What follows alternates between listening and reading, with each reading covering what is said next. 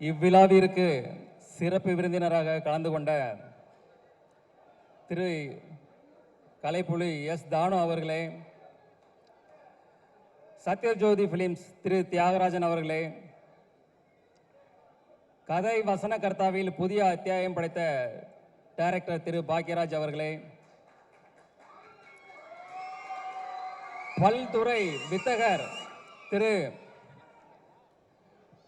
சித்ரா லட்சுமணன் அவர்களே, ட்ரெண்டிங் இளைஞன் திரு தனஞ்சயன் அவர்களே, நண்பர்களே, உறவினர்களே, பத்திரிகை ஊடக நண்பர்களே, இந்நிகழ்ச்சியை ஊடக வழியாக கண்டு ரசித்து கொண்டிருக்கும் ரசிக பெருமக்களே, என் உயிரினும் மேலான என் மீது அதிக அன்பும் அதிக நம்பிக்கையும் வைத்திருக்கும்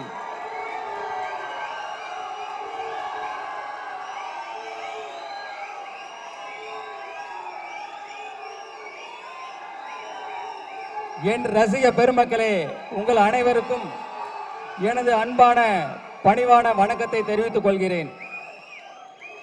இன்றைய சூழலில் உலகில் போர் மேகங்கள் சூழ்ந்து மக்களுக்கு துயரத்தையும் ஒரு பாதுகாப்பு அற்ற தன்மையும் நிலவி கொண்டிருக்கிறது. இந்த போர் விரைவில் நிறுத்தப்பட்டு மக்கள் அனைவரும் மீண்டும் மகிழ்ச்சியாக ஒரு சந்தோஷமான ஒரு பாதுகாப்பான ஒரு அன்பான வாழ்க்கையை வாழ உங்களுடன் சேர்ந்து இறைவனிடம் நானும் பிரார்த்தனை செய்து கொண்டு என் உரையை தொடர்கிறேன். த லெஜண்ட் அந்த படத்துக்கு அப்புறம் இந்த படம் வந்து என்னுடைய 2வது படம் வந்து லீடர் வந்து coming 3rd April good Friday அன்னைக்கு கம்மிங் 3rd ஃப்ரைடே ரிலீஸ் ஆகுது. வேர்ல்டு வைடு அண்டு தமிழ்நாட்டிலையும் ரிலீஸ் ஆகுது. இந்த படத்துடைய கதை பார்த்தீங்கன்னா ஒரு இன்னசென்டான அப்பா பிள்ளை, அவங்க ரொம்ப சந்தோஷமாக வாழ்ந்துட்டு இருக்காங்க. திடீர்னு அவங்க வாழ்வில் மிகப்பெரிய ஒரு கேங்ஸ்டர் உள்ளே வர்றாங்க. அதுக்கப்புறம் நடக்கிற விஷயங்களை நம்ம டைரக்டர் துரை செந்தில்குமார் வந்து அவ்வளோ அழகாக இன்றைய தலைமுறையினருக்கு பிடிக்கிற மாதிரி அவ்வளோ அழகான ஒரு ஃப்ரெஷ்ஷாக எல்லாருக்கும் பிடிக்கிற வகையில் மிக அற்புதமாக இயக்கியிருக்காங்க. அதாவது அவர் வந்து தன்னை முழுசாக அதில் அர்ப்பணிச்சுக்கிட்டாரு. எப்போவுமே தன்னை ஒருத்தர் முழுசாக அர்ப்பணித்து ஒரு வேலை செய்யும்போது அது ரொம்ப பிரமாதமாக ஒர்க் அவுட் ஆகும். இந்த படமும் அதே போல் மிக பிரம்மாண்டமாக வந்திருக்கு. இந்த படத்தை ஃபஸ்ட்டு எடிட் பண்ணி பார்த்ததும் இந்த மியூசிக் டைரக்டர் ஜிப்ரான் அவர்கள் தான் பார்த்தாங்க. பார்த்துட்டு டைரக்டர்கிட்ட ஃபோன் பண்ணி ஒரு 1/2 hour இந்த படத்தை பற்றி ஒவ்வொரு டீட்டெயிலாக பாராட்டி அந்தளவுக்கு பேசியிருக்காரு. எனக்கு தெரிஞ்சு இதே போல் வேறு எந்த படத்துக்கும் அவர் பாராட்டியிருப்பாரா எனக்கு தெரியல.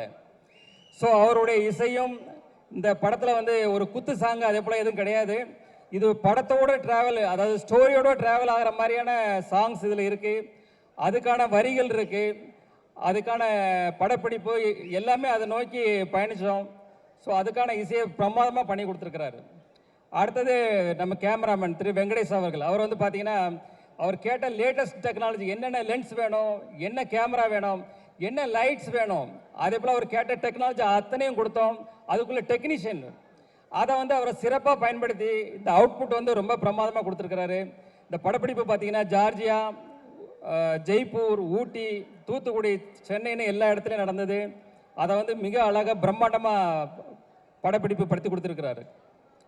அடுத்தது பார்த்தீங்கன்னா பிரதீப் ராகவ் அவர் வந்து இந்த படத்தை ரொம்ப கிறிஸ்பாக இது பண்ணியிருக்கிறாரு. இப்போ ட்ரெய்லர் டீசர் எல்லாம் பார்த்துருப்பீங்க. அதில் எப்படி அவர் கிறிஸ்பாக பண்ணாரோ அதே மாதிரி படத்தையே ரொம்ப கிறிஸ்பாக பண்ணி கொடுத்துருக்கிறாரு. ஆர்ட் டைரக்டர் துரைராஜ் அவர் வந்து பார்த்தீங்கன்னா செட்டு எது நிஜம் எதுனே தெரியாது, அந்தளவுக்கு பிரமாதமாக பண்ணியிருக்காரு. அடுத்தது எங்கள் டீமில் உள்ள மகேஷ் மேத்யூஸ் ஸ்டண்ட் மாஸ்டர், ஒரு யங் அண்ட் ஒரு எனர்ஜெட்டிக் பர்சன். ஆனால் அதில் எங்களுக்கு இந்த படத்தில் ஷூட்டில் பார்த்தீங்கன்னா 2 இடங்கள் வந்து எங்களுக்கு ஒரு மிகப்பெரிய சவாலாக இருந்தது. ஒன்று வந்து ஜார்ஜியாவில் ஏர்போர்ட்டில், இந்த இன்டர்நேஷ்னல் ஏர்போர்ட்டில் வந்து ஷூட் பண்ணோம். அங்கே வந்து பார்த்தீங்கன்னா -14 டிகிரி செல்சியஸ் டே டைமில். அந்த ஹில்ஸ்லலாம் பார்த்தீங்கன்னா சுற்றி ஐஸு கொட்டி கிடக்கும், அந்தளவுக்கு குளிர் அதிகமாக இருக்கும். சன்லைட் இருந்தால் நாங்கள் தப்பிச்சோம். கொஞ்சம் ஷேடாக வந்ததுன்னா அடுத்த நிமிஷமே உடம்பெல்லாம் 1000 ஊசி குத்துற மாதிரி இருக்கும், கை கால்லாம் மரத்து போயிடும். ஸோ அதில் கிட்டத்தட்ட 14 days ஒர்க் பண்ணோம். நான் மட்டும் இல்லை, எங்கள் டீமில் உள்ள எல்லாருமே அதில் வந்து ரொம்ப அழகாக சிரமப்பட்டு ஒர்க் பண்ணாங்க. அது வந்து ஃபுல்ஃபில்லாக அது வந்து ரொம்ப அழகாக வந்திருக்கு அந்த போர்ஷன் எல்லாமே. அதே போல் பார்த்தீங்கன்னா லாஸ்ட்டு கிளைமேக்ஸ் ஃபைட் இருக்கும்போது அது வந்து ஒரு குறுகலான இடம், ஒரு ட்ரெயினில் வந்து ஃபைட் வச்சுருந்தோம். கிட்டத்தட்ட ஃபாரின் ஸ்டண்ட் மாஸ்டர்ஸ் கிட்டத்தட்ட ஒரு 100 பேர் இருந்தாங்க. அது போக கிட்டத்தட்ட ஆயிரக்கணக்கான ஜூனியர் ஆர்டிஸ்ட், டெக்னீஷியன்ஸ் ஒரு பெரிய பட்டாளமே இருந்தது.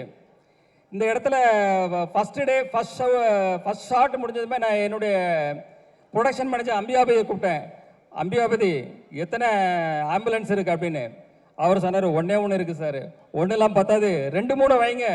யாருக்கு வேணா எப்போ வேணா என்ன வேணா ஆகும், எனக்கே கூட சில நேரங்களில் இன்ஜூர் ஆகும், நம்ம ரெடியாக இருக்கணும் அப்படின்னு சொன்னேன்.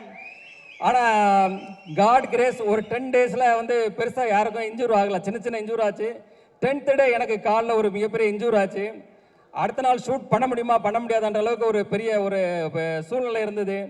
அப்போது இத்தனை டெக்னீஷியன், இத்தனை 1000 பேர் இருக்கிறாங்க, அவங்களுக்கு வந்து வெயிட் பண்ண வைக்கூடாது சொல்லிட்டு இன்ஜெக்ஷன் டேப்லெட்ஸ் எல்லாம் போட்டுட்டு அது அடுத்த நாள் ஷூட் வரும்போது தாங்கி தான் நடந்து வந்தேன். இன்னைக்கு என்ன நம்மளால பண்ண முடியுமா அப்படின்ற ஒரு டவுட்லேயே தான் இருந்தேன். பட் கேமரா ரோல் ஆக்ஷன் சொன்ன உடனே அடுத்த நிமிஷமே ஃபயர் தான். அது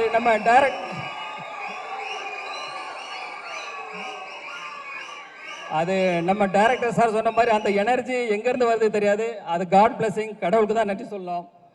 அதே போல் இந்த படத்தில் ஒர்க் பண்ண அத்தனை டெக்னீஷியன்ஸும் அவங்கள வந்து முழுசாக அர்ப்பணித்து இதில் ஒர்க் பண்ணாங்க. எப்படி இப்போ நம்ம தலை எப்படி அப்படி தான் வாழு. ஸோ அதே போல் என் கூட இருந்த எல்லாருமே அவங்கள தன்னை அர்ப்பணித்து அந்த இதில் ஒர்க் பண்ணாங்க. அவங்களோட ஒர்க்கு எல்லாரும் ரொம்ப ஃபென்டாஸ்டிக்காக வந்திருக்கு. அவங்களுக்கு எல்லாருக்கும் தேங்க்ஸ். அதாவது நம்ம டைரக்டர் டீம் ஆகட்டும், எனி அதர் டெக்னீஷியன், எல்லா டெக்னீஷியனுக்கும் என்னோட தேங்க்ஸ். அவங்களுக்கும் என்னுடைய வாழ்த்துக்களையும் தெரிவித்துக் கொள்கிறேன். அடுத்தது ஆர்டிஸ்ட்டுக்கு வர்றேன். ஆர்டிஸ்டில் வந்து பார்த்தீங்கன்னா நம்ம அறந்தாங்கி நிஷா அவர்கள் வந்து என்ன ஷூட்டில் இருக்கும்போது கோ டைரக்டர் வந்து சொன்னார், பக்ருதீன் சார் இவங்க வந்து ஸ்கிரிப்டில் இருக்கிற மாதிரி 2 வார்த்தை திட்டுவாங்க சார் அப்படின்னு. சரின்னு இருந்தேன். அவங்க பார்த்தா ஷார்ட் போகுது திட்டிகிட்டே இருக்கிறாங்க. எனக்கு ஷாக் ஆகிட்டு உடனே பக்ருதீன் சாரை கூப்பிட்டு, என்ன சார் இது, நீங்கள் 2 சீன் தானே சொன்னீங்க சார், இன்னும் இவ்வளோ திட்டிகிட்டு இருக்காங்களா அப்படின்னு. இல்லை அவர் சொன்னார், மேடம் கூட 2 வார்த்தை போட்டுக்கலாமான்னு கேட்டாங்க. நான் சரின்னு சொன்னேன். ஆனால் இப்படி வச போடுவாங்கன்னு எனக்கு தெரியாது சார் அப்படின்னு. ஆனால் அப்புறம் அறந்தாங்கி நிஷாட்ட அப்புறம் சொன்னேன் வந்து, இல்லை இது நீங்கள் பண்ணது கரெக்டு தான், இந்த வந்து சீன் அப்போ தான் இது வந்து நல்லா இன்ட்ரெஸ்டிங்காக இருக்குன்னு சொல்லி அந்த சீன் அதே போல் ரொம்ப நல்லா வந்தது. அடுத்தது பார்த்தீங்கன்னா நம்ம யோகிராம், வேலு, நிரஞ்சன், கதிர், அதே போல் பத்மன், இவங்க எல்லாருமே அந்தந்த ஆர்டிஸ்ட் அந்தந்த கேரக்டரில் ரொம்ப அழகாக பண்ணாங்க. இதே போல் பல ஆர்டிஸ்ட் அதில் ஒர்க் பண்ணாங்க. அவங்க எல்லாருக்குமே என்னுடைய வாழ்த்துக்கள். அடுத்தது வந்து இயல் பாப்பா, அவங்க வந்து ஒரு பான் ஆர்டிஸ்ட் தான். டைரக்டர் ஆல்ரெடி இப்போ சொன்னார், அந்த சின்ன வயசுலேயே அந்த அளவுக்கு அதை புரிஞ்சுக்கிட்டு அதை அழகாக டெலிவரி பண்ணுற விதமாகட்டும் எல்லாம் ஆகட்டும். செட்லேயே அவங்க பேரண்ட்ஸ்கிட்ட சொன்னேன், இந்த பொண்ணு ஒரு நாளைக்கு பெரிய ஹீரோயினாக வரும்னு. அது கண்டிப்பாக நடக்கும். அதே போல் நம்ம ஜார்ஜ் வில்லியம்ஸ்னு நடித்தார் என் கூட. அப்போ அவர் வந்து ஒரு சீன், அவர் அங்கே நிற்கிறாரு, நான் இங்கே நிற்கிறேன். அப்போ அவர் வந்து கொஞ்சம் சங்கோச்சப்பட்டார், சார் நீங்கள் அங்கே இருக்கணும் நான் இங்கே இருக்கணும், இதான் சார் அப்படின்னு கொஞ்சம் சங்கோச்சப்பட்டார். சார் சினிமா தானே சார், இது அப்படி தான் பண்ணணும்னு சொல்லி அவரை சமாதானப்படுத்தி அந்த சீனை முடித்தோம். அதுக்கப்புறம் ஒரு எமோஷனான சீன், என்னோட எமோஷனான ஒரு சீனு. செட்டில் அந்த சீன் முடிஞ்சதை எல்லாரும் கிளாப்ஸ் பண்ணாங்க. சார் ஓடி வந்து கையை பிடிச்சிட்டு ரொம்ப நெகிழ்ச்சியாக கண்ணெலாம் கலங்கி அவர் வந்து ரொம்ப பாராட்டினார். அந்த தருணங்களும் ரொம்ப சந்தோஷமாக இருந்தது. அடுத்தது பார்த்தீங்கன்னா நம்ம பாகுபலி பிரபாகர், அவர் வந்து பார்த்தீங்கன்னா ஒரு சீனில் அப்படி ஃபோனை அப்படி தூக்கி வீசினார். அப்படி பார்த்தா எல்லாம் ஃபோன் தெரிச்சு ஓடுது. பக்கத்தில் இருந்தவங்க எல்லாரும் தூரமாக ஓடி போயிட்டாங்க. ஏன்னா அவ்வளோ பயம். என்ன சார் இது இவ்வளோ பவர்ஃபுல்லாக அடிக்கிறாரு. ஏன்னா அவர் அஜானபாகு 6 அடிக்கு மேலே இருக்கிறாரு, கடோத் கஜன் மாதிரி இருக்கிறாரு. அது எல்லாம் கொஞ்சம் பயந்தாங்க. அப்புறம் அவர் வந்து சொன்னார், இல்லை சார் நான் இப்படி பண்ணுறேன் இது இப்படி பண்ணுறேன், யாருக்கும் ஒன்றும் ஆகாதுன்னு சொல்லி அடுத்த சீன் எடுத்தோம். அதே போல் ரொம்ப இன்ட்ரெஸ்டிங்காக அது போச்சு. அதே போல் பார்த்தீங்கன்னா நம்ம லால் சார் வந்து ஒரு மிகப்பெரிய ஜீனியஸ். அவர் வந்து ஒரு ப்ரொடியூசர், ஒரு டைரக்டர், ஒரு ஆக்டர். அவர் வந்து இந்த படத்தில் பண்ணும்போது நாங்கள் எங்களுக்கு ஒரு இது பயம். ஏன்னா மோகன்லாலுக்கு அப்புறம் அவர் மலையாளத்தில் மிகப்பெரிய ஒரு நடிகர். ஸோ அவர் கூட நடிக்கிற ஷாட்டில் நாங்கள் ரொம்ப கான்சியஸாக பண்ணும்போது மோஸ்ட் ஆஃப் த ஷாட் அவர் கூட சார் கூட பண்ணும்போது சிங்கிள் ஷாட்லேயே ஓகே பண்ணோம். அந்தளவுக்கு சேலஞ்ச் எடுத்து பண்ணேன். அது எல்லாமே most of the time single ஷாட்லேயே அது முடிஞ்சுது. அது ஒரு இன்ட்ரெஸ்டிங்கான அனுபவம். அடுத்தது பார்த்தீங்கன்னா நம்ம சந்தோஷ் பிரதாப். அவர் வந்து ஸ்டார்டிங்கில் ஒரு ஃபஸ்ட்டு ஷெட்யூலில் அவருடைய இது பார்த்தோம். பார்த்துட்டு வந்து இது வந்து ஒரு மேனரிசம் பண்ணார், சிரிச்சுக்கிட்டே ஒரு மேனரிசம் பண்ணார். அப்போ நான் டைரக்டர் சார்கிட்ட சொன்னேன், சார் இது மேனரிசம் நல்லா இருக்கு சார், படம் ஃபுல்லாக இது ட்ராவல் பண்ணால் நல்லா இருக்கும்னு. சாரும் அக்செப்ட் பண்ணிக்கிட்டாங்க. அப்புறம் அதுக்கப்புறம் பார்த்தீங்கன்னா கிளைமேக்ஸ் ஃபைட்டில் வந்து அவர் கண்ணில் ஒரு அடிபட்டுரும், கண்ணில் பிளட் மாதிரி ஒன்று இதாகிடும், கிளாட் ஆகிடும். ஸோ எவ்ரி ஷாட், அதாவது அந்த கிட்டத்தட்ட 14 டேஸு எவ்ரி ஷாட் வந்து அவர் கண்ணில் அந்த பிளட்டை போடணும், எவ்ரி ஷாட்டு. அதாவது யாருமே சொல்ல வேண்டியதில்லை, யாருமே அவருக்கு எதுவுமே சொல்ல வேண்டியதில்லை. அவரே அந்த கரெக்டாக அந்த ஷாட் ரெடினா அந்த கண்ணில் அந்த பிளட்டை போட்டு வந்துடுவார். அதை பார்க்கும்போதே நம்மளுக்கே சிரமமாக இருக்கும், அது கஷ்டமாக இருக்கும். அது என்னடா இவ்வளோ கஷ்டப்பட்டு பண்ணுறாங்களேன்னு. பட் அவர் வந்து அதை டெடிக்கேஷன், அந்த அளவுக்கு அவர் வந்து சின்சியாரிட்டி, அவர் வந்து மிகப்பெரிய உயரத்துக்கு வரணும் நீங்கள். அதே போல் நம்ம ஷாம் சார் வந்து பார்த்தீங்கன்னா அவருடைய மெச்சூர்டான நடிப்பு அந்த படத்தில் கொடுத்துருக்கிறாரு. அவர் இத்தனோட வருட ட்ராவலில் பார்த்தீங்கன்னா அந்த ஒரு அனுபவம், அந்த மெச்சூர்டான நடிப்பு அதை கொடுத்துருக்கிறாரு.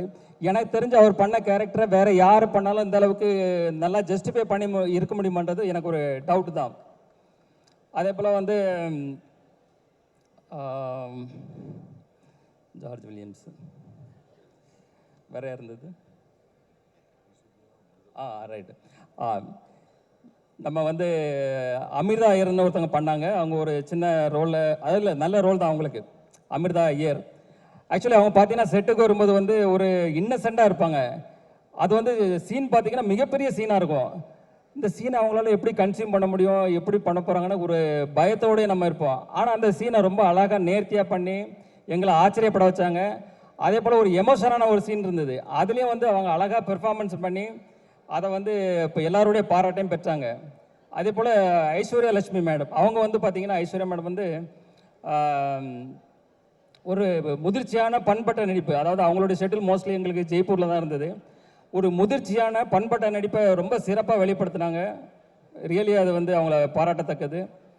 அடுத்தது நம்ம ஆண்ட்ரியா, அவங்க வந்து பார்த்திங்கன்னா நம்ம டைரக்டர் சார் எல்லாருக்குமே அந்த கேரக்டருக்கு வந்து வேறு வேறு அந்த கேரக்டருக்கான நேம் தான் வச்சுருந்தாங்க.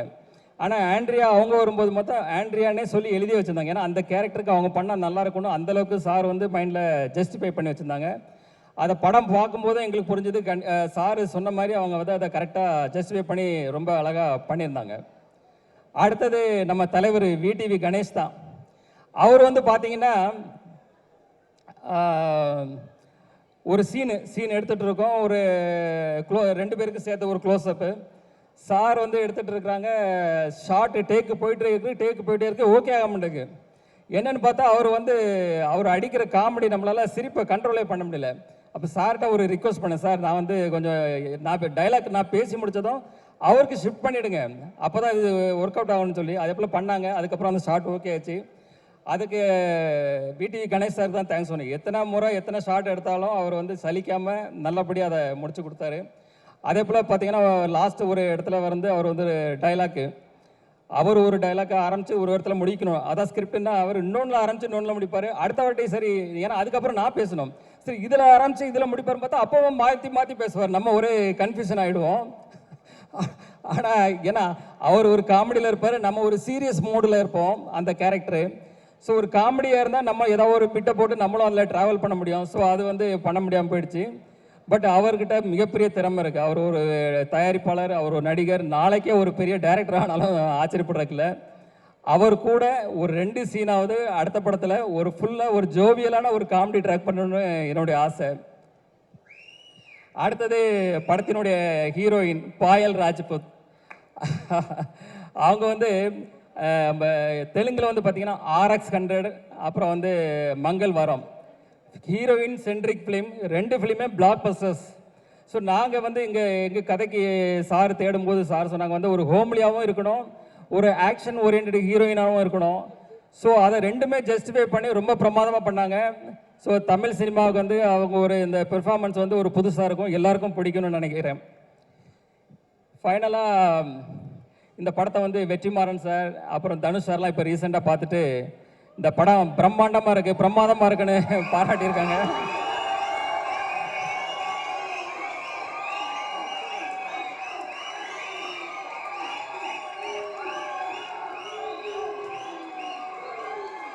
ஸோ ஸோ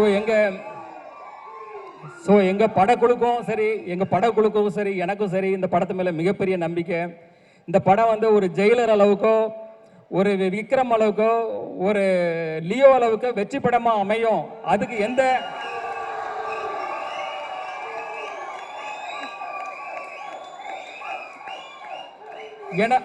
ஏன்னா அதுக்குள்ள தகுதி அத்தனையும் இந்த படத்தில் இருக்கு. நீங்கள் அந்த படத்தை வந்து நீங்கள் பார்க்கும்போது கண்டிப்பாக புரியும். கம்மிங் April 3 வர குட் ஃப்ரைடே அன்னைக்கு, கவர்மெண்ட் ஹாலிடே அன்னைக்கு ரிலீஸ் ஆகுது. ஸோ ஃபேமிலியோட எல்லாரும் பாருங்க. உங்களை 100% இது வந்து சாட்டிஸ்ஃபை பண்ணும்.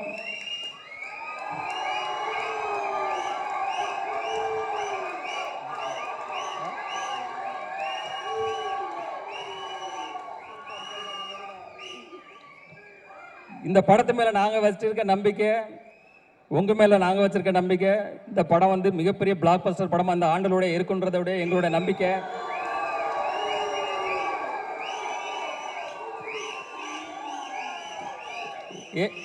ஏப்ரலில் வந்து உங்களுக்கு ஹாலிடே அண்டு சம்மர் ஹாலிடே வந்துடுது. ஸோ சம்மர் ஹாலிடேயை லீடரோட பார்த்து என்ஜாய் பண்ணுங்கள். அப்புறம் இப்போ என்னுடைய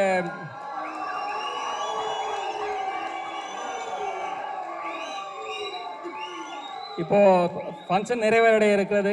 எல்லாரும் சாப்பிட்டுட்டு, எல்லாருக்கும் டின்னர் இருக்கு, சாப்பிட்டுட்டு நிதானமாக ரிலாக்ஸாக ஹாப்பியாக போங்க.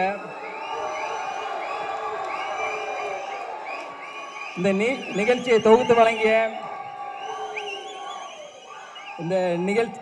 தொகுத்து வழங்கிய ஆஞ்சலினா விஜய் அவர்களுக்கு மற்றும் நம்ம நிகில் முருகன் அவர்களுக்கும் தேங்க்ஸ். கடைசியாக இந்த படத்தில் வந்த ஒரு முக்கியமான எனக்கு ரொம்ப பிடித்த டைலாக்கு, அந்த டைலாக்கோட சொல்லி இந்த படத்தை இதை நிறைவுபடுத்துகிறேன்.